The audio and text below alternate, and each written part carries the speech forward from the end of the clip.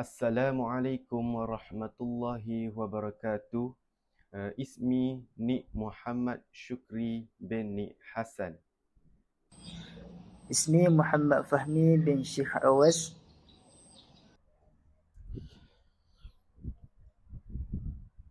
اسمي وفد الحارث بن محمد صالحين. نحن من المجموعة الخامسة. في هذا اليوم سنقدم لكم طريقة تخبير ساندويش البيض السهلة والسريعة والمغذية. ساندويش البيض يعد من الوجبات الخفيفة التي تناسب الفطور أو الوجبة اليومية.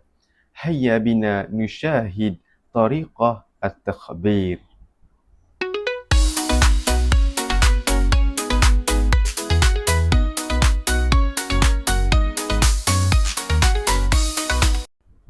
الآن سنعرفكم على المواد المستخدمة في تخبير ساندويش البيض. خضروات المستخدمة هو الخس والطماطم والخيار. ونستخدم البيض المسلوق لتخبير الحشو. ونستخدم خبز الساندويش كمادة أساسية. كما نضيف المايونيز والزبدة لإضافة مذاق أطيب.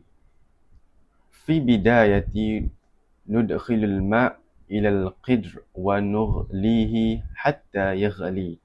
هذا الماء سيستخدم لتسليق البيض.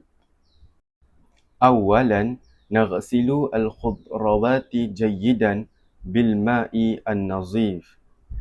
نغسل الخيار والطماطم والخس بعناية، وهذا من أجل الحفاظ على نظافة الطعام وصحته.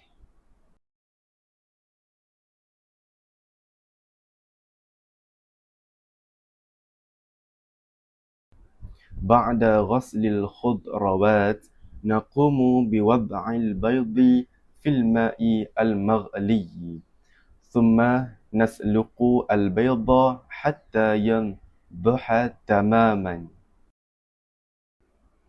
بعد ذلك نقطع الطماطم إلى شرائح رقيقة، وثم نقطع الخيار بشكل منظم وجميل، ونقطع الخس إلى أحجام مناسبة، ونرتب الخضروات في طبق لاستعمالها لاحقا.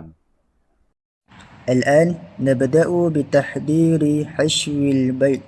أولا نقوم بتفتيت البيض المسلوق باستخدام أداة ضغط البيض، ثم نضيف المايونيز تدريجيا إلى البيض. بعد ذلك نقوم بتقليب المكونات جيدا حتى تتجانس وتتوزع بشكل متساو. الآن تأخذ شريحتين من خبز الساندويش، ثم ندهن الزبدة على الخبز بشكل خفيف، والزبدة تجعل الساندويش ألذ وأطرى. بعد ذلك نبدأ بترتيب المكونات على الخبز. في البداية نضيف شرائح الخيار والطماطم بترتيب جميل، ثم نضع ورق الخس. الآن تأخذ حشو البيض الذي قمنا بتحضيره، نضعه على الخبز باستخدام الملعقة، ثم نسميه حتى يتوزع بشكل متساو. بعد اكتمال ترتيب مكونات نغطي الساندويش بشريحة خبز أخرى، ثم تضغط عليه قليلا حتى تثبت المكونات في مكانها. وأخيرا هذا هو سندويش البيض بعد انتهاء من التحضير.